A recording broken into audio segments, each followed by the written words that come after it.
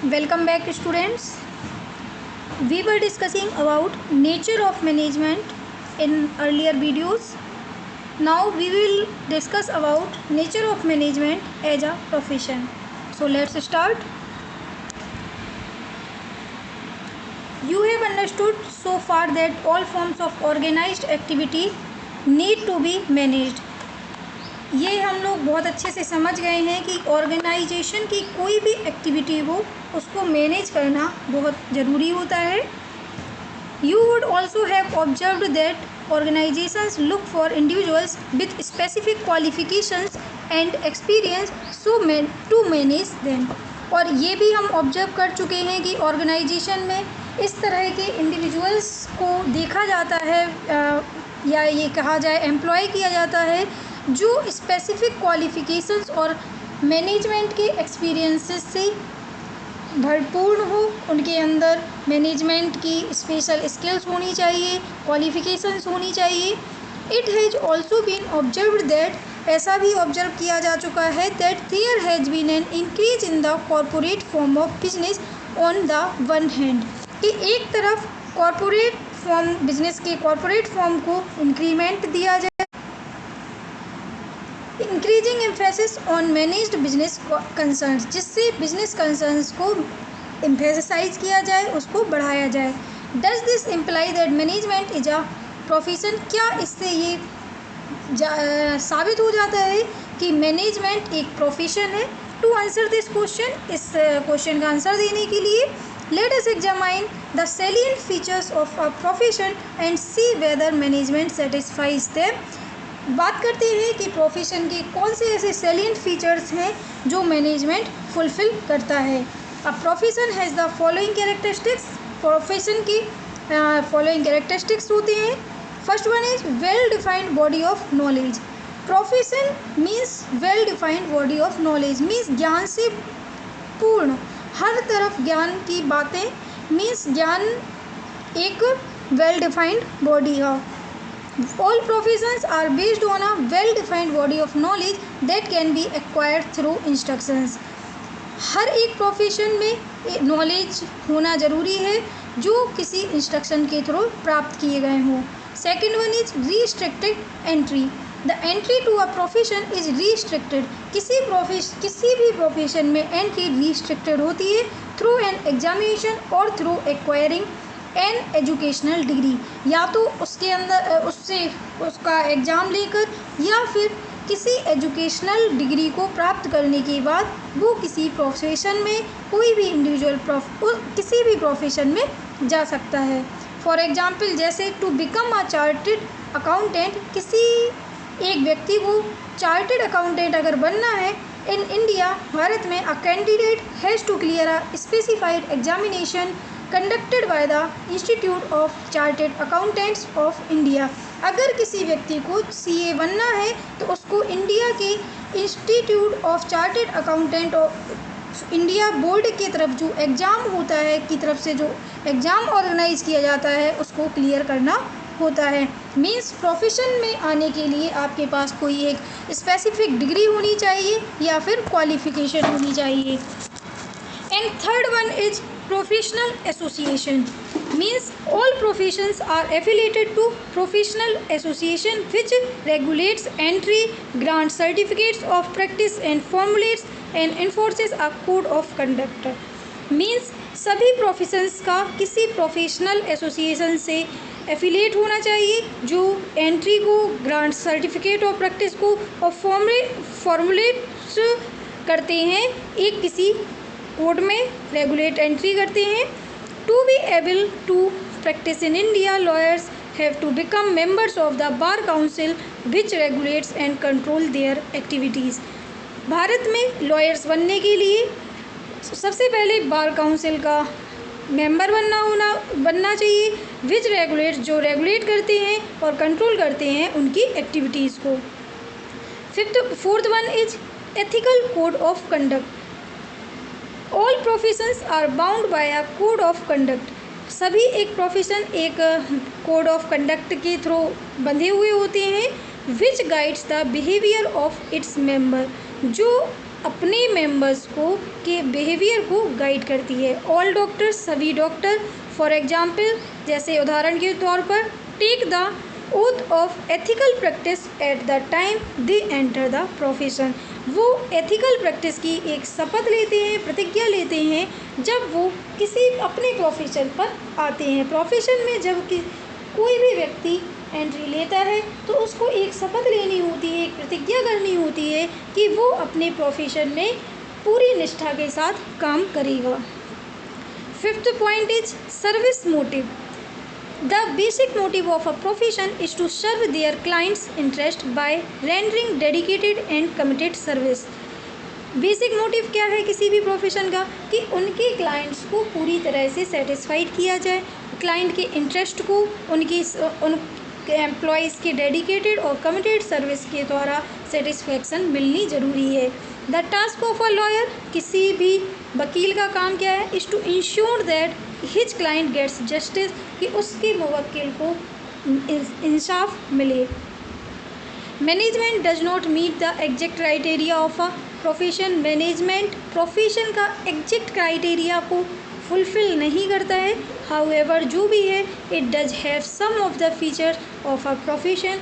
लेकिन मैनेजमेंट में प्रोफेशन के कुछ फीचर्स ज़रूर विद्यमान हैं। First one is all over the world, पूरे दुनिया में there is a marked growth in management as a discipline. Management ने बहुत ही अच्छे से ग्रोथ की है। It is based on a systematic body of knowledge comprising well-defined principles based on a variety of business situations. ये scientific body of knowledge के base पर है जो प्रिंसिपल्स को वेल डिफाइन करता है, वेराइटी ऑफ बिजनेस सिचुएशंस को, मतलब कई बिजनेस सिचुएशन की कई सारी वेराइटीज़ हैं। कभी बिजनेस में किस तरह की सिचुएशन है, कैसे उसको डील करना है, किस तरह आप अपने क्लाइंट को सेटिस्फाई कर सकते हैं। अगर मार्केट चैलेंजिंग है तो उस समय आपको क्या डील करना है, अपने एम्प्लॉयज़ को कैसे सेटिस्फाइड करना है। तो इसके लिए बहुत ज़्यादा प्रिंसिपल्स डिफ़ाइन किए गए हैं, कई सारे वेराइटी ऑफ प्रिंसिपल्स दिए गए हैं। This knowledge can be acquired at different colleges and professional institutes and through a number of book or journals. तो ये जो नॉलेज है कि आप बिजनेस सिचुएशंस को कैसे डील करें, इनके लिए आप किसी प्रॉपर एक डिफाइंड कॉलेज में, इंस्टीट्यूट में आप एडमिशन ले सकते हैं, वहाँ पर आप स्टडी कर सकते हैं, या फिर कई सारी बुक्स या जर्नल्स में आप स्टडी कर सकते हैं। The subject of management is taught at different institutions. Management का सब्जेक्ट कई सारे इंस्टीट्यूशंस में पढ़ाया जाता है। Some of these have been set up with the specific purpose of providing management education such as the Indian institutes of management. कई सारे specific purpose से मैनेजमेंट इंस्टीट्यूशंस को सेटअप किया है। उनमें से जैसे कि एक इंस्टीट्यूट है इंडियन इंस्टीट्यूट्स ऑफ मैनेजमेंट, जो स्पेसिफिक नॉलेज प्रोवाइड करता है। Entry to different institution is usually through an examination. किसी भी मैनेजमेंट के इंस्टीट्यूशन में अगर आपको एडमिशन लेना है, वहाँ पर जाकर स्टडी करना है, तो आपको एक एग्ज़ाम क्लियर करना होगा। Second one is there is no restrictions on anyone being designated or appointed as manager in any business enterprise. यहाँ पर मैनेजमेंट की फील्ड में किसी भी मैनेजर को या तो डिज़ाइन करने में या अपॉइंट करने में कोई भी रिस्ट्रिक्शंस नहीं है। Anyone can be called a manager, किसी भी व्यक्ति को मैनेजर बनाया जा सकता है। In any business enterprise, anyone can be called a manager irrespective of educational qualifications possessed. किसी भी व्यक्ति को मैनेजर बना सकते हैं। Next one is unlike professions such as medicine or law which require a practicing doctor or lawyer to possess valid degrees. Nowhere in the world is it mandatory for a manager to possess any such specific degree. दूसरी profession जैसे doctor है तो उसको doctor medical science की पढ़ाई करनी होगी, lawyer है उसको भी अपनी लॉस की स्टडी करनी होगी, किसी एक स्पेसिफिक डिग्री की ज़रूरत होती है। लेकिन किसी ऑर्गेनाइजेशन का, इंस्टीट्यूशन का अगर आपको मैनेजर बनना है तो किसी एक स्पेसिफिक डिग्री की ज़रूरत नहीं होती है, but professional knowledge and training is considered to be a desirable qualification since there is greater demand for those who possesses degree और डिप्लोमास फ्रॉम रेप्यूटेड इंस्टीट्यूशंस। ज़रूरी नहीं है कि आपके पास डिग्री हो या ना हो, लेकिन आपको मैनेजमेंट के तौर तरीके, उनकी क्वालिफ़िकेशन के अकॉर्डिंग जो ट्रेनिंग और प्रोफेशनल नॉलेज दी जाती है वो आपके पास होनी चाहिए। देयरफॉर इसलिए as such the second criterion has not be strictly manage, इसीलिए जो सेकेंड क्राइटेरियन है ये पूरी तरह से सेटिस्फाइड नहीं करता है। Third one is there are several associations of practicing managers in India like the AIMA All India Management Association।